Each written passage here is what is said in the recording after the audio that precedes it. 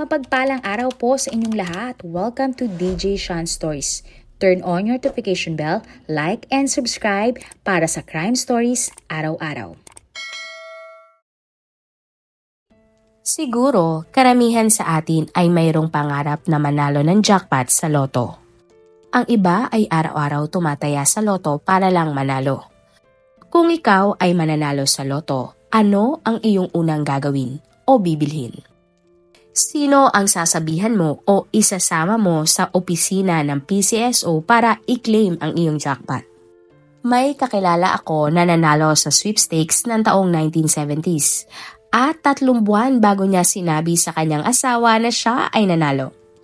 Samantala, may nagkwento naman sa amin na kaibigan na nanalo daw sa loto ang kanyang kaklase nung siya ay nasa high school. Hindi naman sinabi kung magkano pero matapos ang ilang buwan ay naglaho na lang daw parang bula ang kanyang kaklase at umalis na din sa kanilang tinitirhan. Para sa kwentong ito, balikan natin ang isang nanalo sa loto at ang kanyang buhay na minalas matapos niyang manalo. Ang lalaking maswerteng nanalo sa loto ay kinilalang si Abraham Lee o Abner Shakespeare, 42 years old. Si Abner ay ipinanganak ng taong April 24, 1966 sa Lakeland, Florida. Matapos ang grade 7, nag-drop out sa school si Abner. Kaya hindi siya natutong magsulat at magbasa. Lumaki si Abner na pabalik-balik sa loob ng isang juvenile detention facility dahil sa mga kasong pagnanakaw. Nang nasa tamang edad na si Abner, nagsimula siyang magtrabaho para suportahan ang kanyang sarili. Kung ano-anong trabaho ang pinasok ni Abner: basurero, kargador at tagahugas ng pinggan. Close si Abner sa kanyang nanay na si Elizabeth. Kalauna, naging karelasyon ni Abner ang babaeng si Antoinette Andrews. Nagkaroon sila ng isang anak na lalaki. Mahal na mahal ni Abner ang kanyang anak at kahit na naghiwalay na sila ni Antoinette, sinigurado niyang naibibigay niya ang pangangailangan nito. Taong 2006, naging assistant ng truck driver si Abner sa MBM Corporation na isang food distribution company. Ang winning numbers. November 15, 2006, nasa biyahe si Abner kasama ang kanyang kaibigan na si Michael Ford, ang driver ng truck na kanilang daladala. Trabaho nila na mag-deliver ng karne mula Lakeland papuntang Miami. Ang pera lang noon ni Abner ay $5 o 280 pesos. Huminto ang truck ni na Michael sa tapat ng Townstar Convenience Store nang sila ay nasa Frostproof, Florida. Tinanong ni Michael kung may gusto bang ipasabay si Abner dahil may bibiling siya sa loob ng tindahan. Sumagot naman si Abner at sinabing ibili siya ni Michael ng 2 lotto ticket. Pagbalik ni Michael sa truck, binayaran naman ni Abner si Michael para sa pagtaya nito sa loto. Ang combination ticket ay ang mga numerong 6, 12, 13, 34, 42 at 52. Nang gabi na iyon, pag-uwi ni Abner, nagbago ang kanyang buhay. Napanalunan kasi ni Abner ang $30 million o 1.6 billion pesos na premyo sa loto mula sa tiket na kanyang binili. Sa Florida, kapag nanalo ka ng malaking halaga sa loto, may 2 option kang pagpipilian kung paano mo kukunin ang pera mong napanalunan. Ang isang paraan ay lump sum o kukunin mo ng buo ang pera. O di kaya naman, makakatanggap ka ng tseke kada taon hanggang sa makuha mo ang lahat ng pera o kumbaga ito ay gagawing annual installment. Sa pagkakataon na ito, pinili ni Abner ang lump sum. Ang kabuang natanggap na lang ni Abner ay $17 million o 954 million pesos matapos na ibawas ang mga tax. Walang paglagyan ang kasiyahan ni Abner ng mga oras na iyon. Mula sa kahirapan na naranasan niya, posible na siyang mabuhay na hindi na nagtatrabaho. Hindi naman naging madamot si Abner at ibinahagi ang biyayang kanyang natanggap. Binilhan ni Abner ang mga pinsan niya ng sarili nitong mga bahay. Tinulungan din ni Abner ang kaibigan niyan si Greg Smith na isang barbero. Binayaran ni Abner ang utang sa negosyo ni Greg na $87,000 o 4.8 million pesos. Ayon din sa balita, binayaran naman ni Abner ang utang ng isang kapitbahay niya na hindi niya nga alam kung ano ang apelyido nito na nagkakahalagang $53,000 o 3 million pesos. Binigyan din ni Abner ang kanyang tatay ng $1 million o 56 million pesos. Maging ang kanyang tatlong mga kapatid ay binigyan niya ng tig 14 million sa pesos. January 2007, bumili ng magandang bahay si Abner sa Florida na ang halaga ay 1.1 million US dollars o 61 million pesos. Kinuhana ni Abner ng trust fund ang kanyang nag-iisang anak na nagkakahalaga ng 1 million US dollars o 56 million pesos. Bukod sa mga ito, wala nang iba pang mahal na bagay na binili si Abner. Bumili lang siya ng isang Nissan na sedan at Rolex na galing pa nga sa sanglaan. Ang ibang pera niya ay ibinigay na lang niya sa ibang tao at pinapautang sa kanyang mga kakilala at pamilya. May pagkakataon pa na pati mga medical bills at funeral bills ng mga tao ay binabayaran ni Abner mula sa pera na kanyang napanalunan.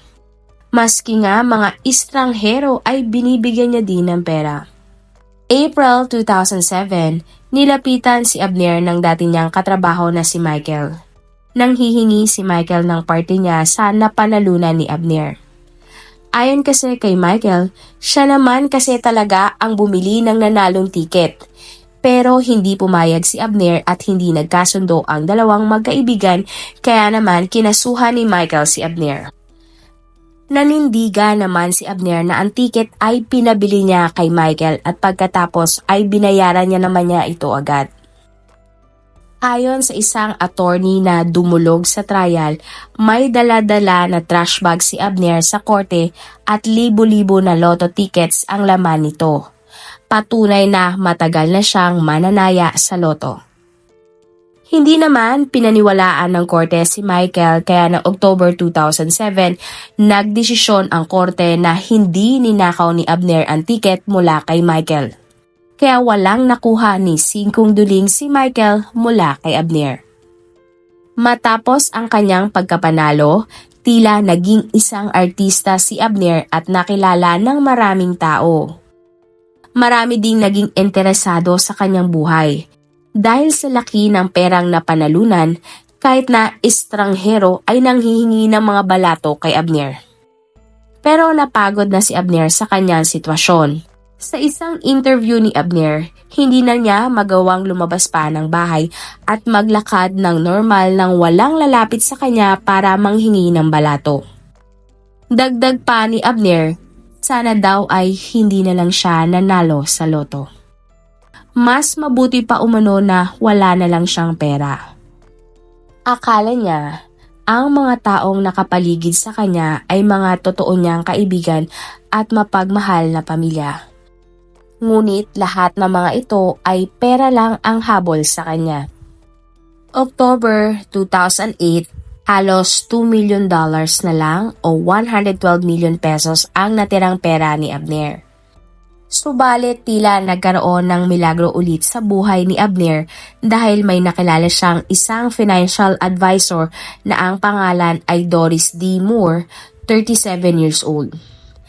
Writer umano si Doris at kinilala niya si Abner dahil nais niyang gawa ng istorya o libro ang buhay nito. Naawa si Doris sa kalagayan ni Abner kaya nagpresenta ito na tulungan si Abner sa paghawak ng kanyang mga pera. Pumayag naman si Abner at pinayuhan agad siya ni Doris na huwag nang lumabas ng bahay para maiwasan ang mga taong lalapit lamang sa kanya para manghingi ng pera. Hanggang sa ilang linggo nang hindi nagpaparamdam si Abner sa kanyang pamilya at mga kaibigan. Pero bilang financial advisor, sinigurado ni Doris na nasa mabuting kalagayan si Abner at gusto lang talaga muna nitong mapag-isa.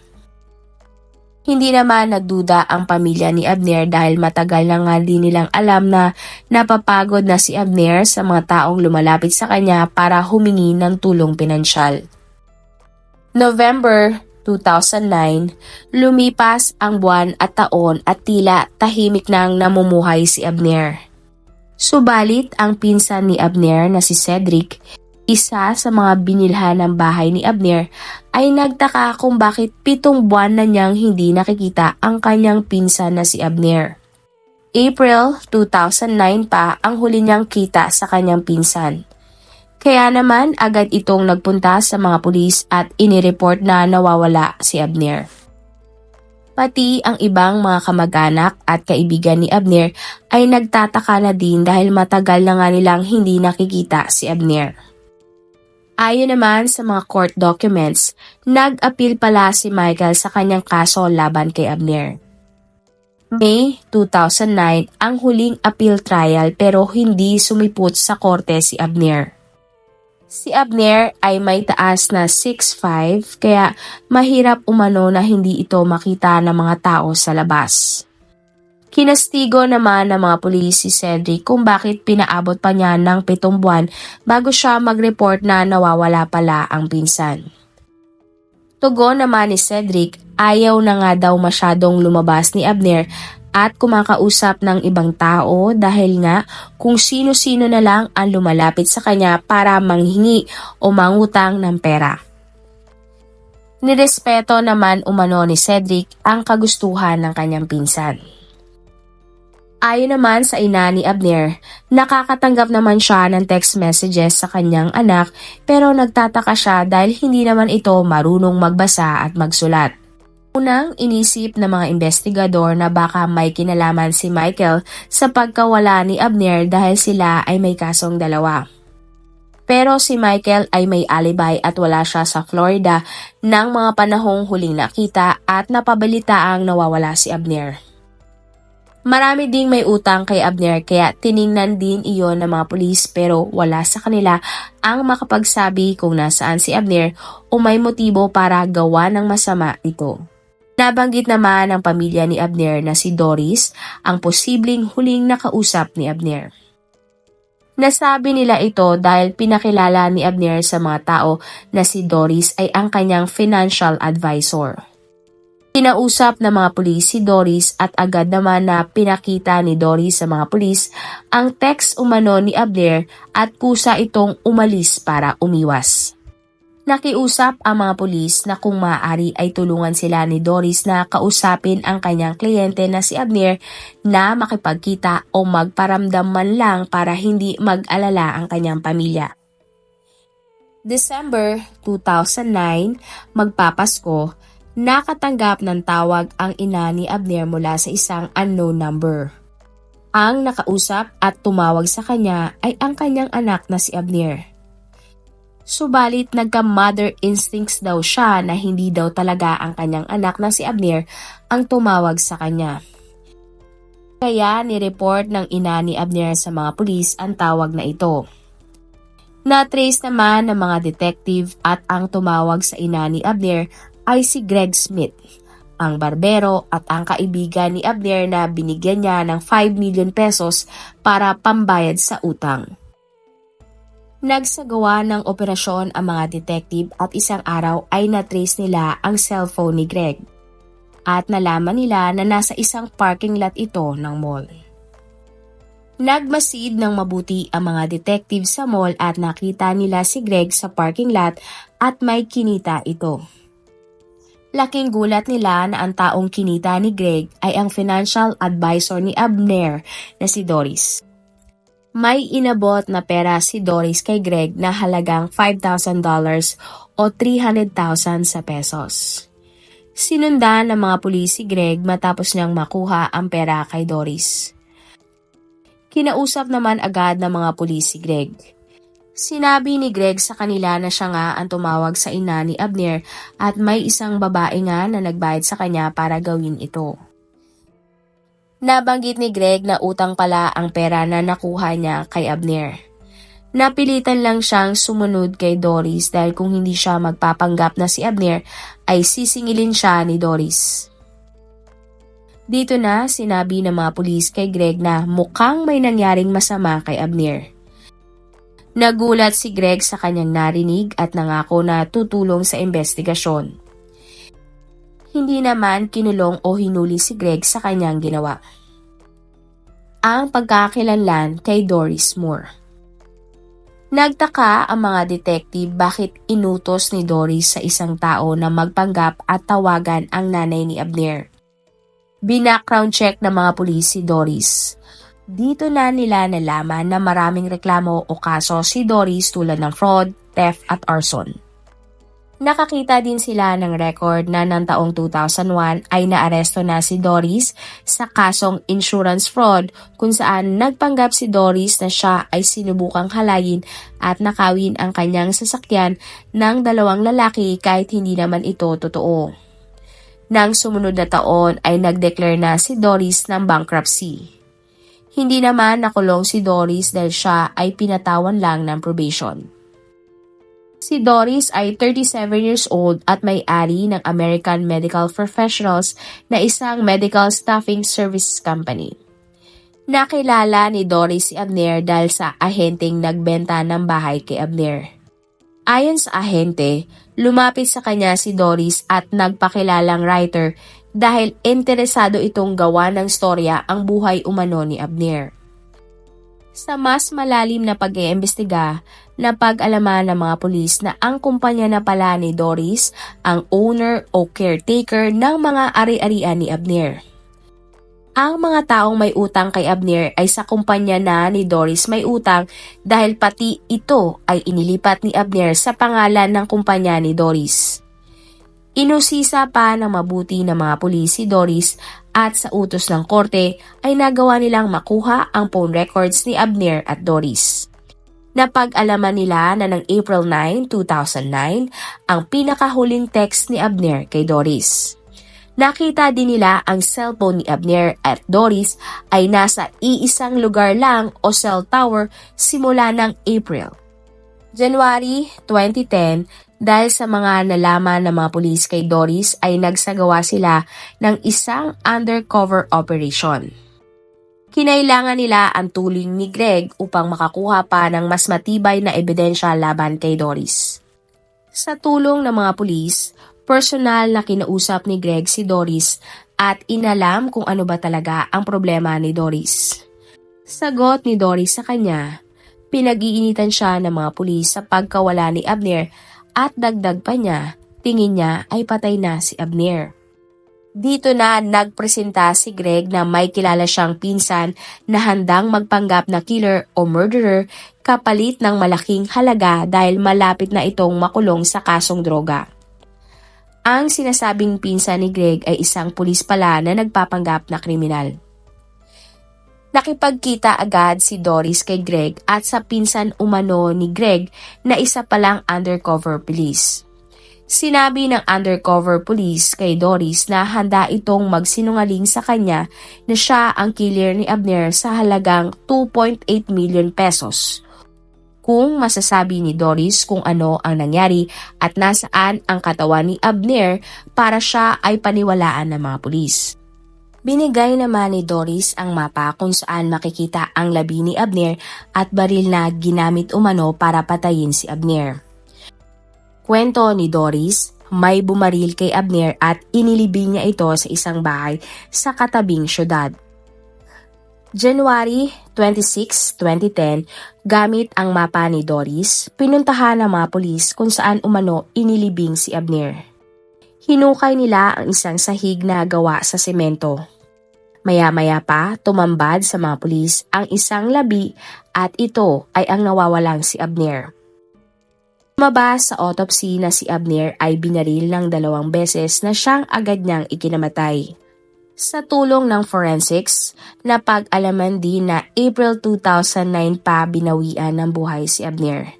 Eksaktong panahon kung kailan huling nakita ng pamilya niya si Abner at huling pag-uusap nila ni Doris. Matapos makita ang labi ni Abner ay dali-daling hinuli ng mga pulis si Doris at nagulat sila dahil nahuli nila ito sa loob ng bahay mismo ni Abner. Sagot ni Doris, Binili niya ang bahay kay Abner pero wala naman itong naipakitang dokumento o deed of sale. Matapos mahuli, giniit ni Doris na siya ay inisente dahil ang pumatay umano kay Abner ay mga drug dealers. Tinakot at pinilit lang siya na itago ang labi ni Abner.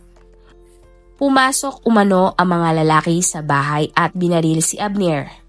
Pagkatapos ay kinuha ng mga ito ang pera sa safe maging ang iba pang mga gamit.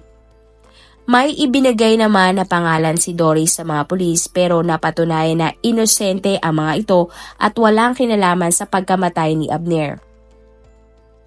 Nalaman din nila na ang ex-husband ni Doris na si James Moore ang naghukay at naglagay ng semento sa bahay kung saan natagpuan ang labi ni Abner. Ayon kay James na may digging service company, naghukay lang siya at sinabi sa kanya na may itatapon lang na basura sa hukay. Matapos niyang gawin ang hukay, pinalis muna siya ni Doris at pagkalipas ng 2 oras ay pinabalik siya para naman buhusan ng semento ang hinukay. April 9, 2009 umano nangyari ito ayon kay James. Dagdag pa ni James, inosente siya dahil hindi niya alam ang nangyari at hindi rin niya nakita kung ano ang itinapon sa hukay dahil madilim na mga oras na iyon. Mas lalong nadiin si Doris sa pagpatay kay Abner dahil matapos nilang magkakilala ng October 2008, inisa-isa nang kunin ni Doris ang mga ari-arian ni Abner. Nagawang ilipat ni Doris ang mga real estate, listahan ng mga taong may utang kay Abner at iba pang ari-arian ni Abner sa pangalan ng kumpanya ni Doris. Nag-withdraw din si Doris ng 50 million pesos sa account ni Abner. Binalan niya ang kanyang boyfriend ng $70,000 o 3 million pesos na worth ng sports car at siya naman ay bumili ng luxury SUV na may halagang 4 million pesos at isang delivery truck. Bumili rin ng maraming alahas, luxury goods tulad ng Rolex si Doris gamit ang pera ni Abner. Sagot ni Doris, regalo umano sa kanya ni Abner ang kanyang mga binili. Ang bahay kung saan inilibing si Abner ay binili niya gamit ang pera ni Abner pero ang nakalagay na owner sa titulo ay ang boyfriend ni Doris.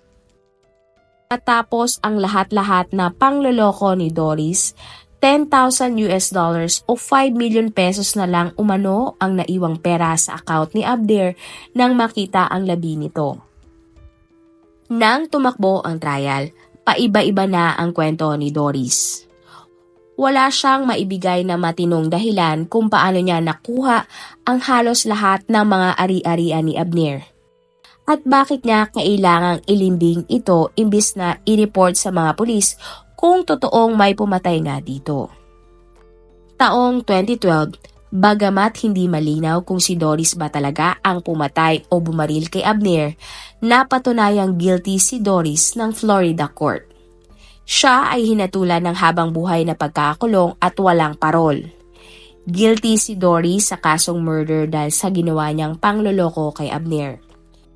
Sinamantala niya ang pagiging no read at no write ni Abner at ito ay para makuha niya ang mga ari-arian ng lotto winner.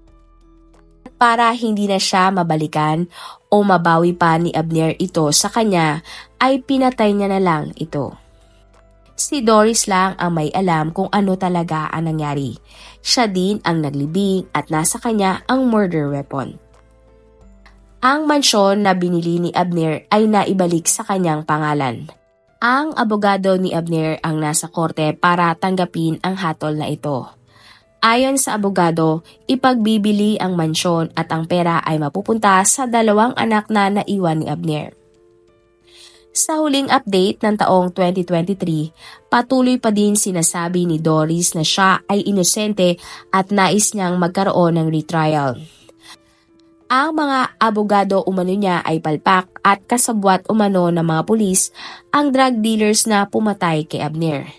Hindi daw pinakita ang lahat ng ebidensya sa mga hurado at kung ano-ano pa. Samantala, taong 2017 naman, ang nanay ng anak ni Abner ni si Antoinette Andrews ay nanalo din ng $1 million o 56 million pesos sa loto. Nang ito ay makausap, hindi daw siya makapaniwala na nanalo siya at siya ay natatakot dahil ang ama ng kanyang anak ay nanalo din sa loto pero ito ay pinatay dahil sa pera. Sayang at nakakalungkot ang nangyari kay Abner. Nagtrending kamakailan at naging laman ng balita ang sobrang edited picture ng isang nanalo sa loto. At dahilan ng PCSO para protektahan ang identity ng lotto winner. Humanto nga na pati ang damit ay inedit dahil mayroon na umanong nagreklamo na nanalo dati na nakilala siya dahil sa suot na damit at katawan. Iniiwasan ng PCSO ang mga sitwasyon tulad ng nangyari kay Abner. Kung ikaw ang tatanungin, totoo kaya ang sinabi ni Doris na may mga drug dealers ang pumatay kay Abner? O siya talaga ay guilty?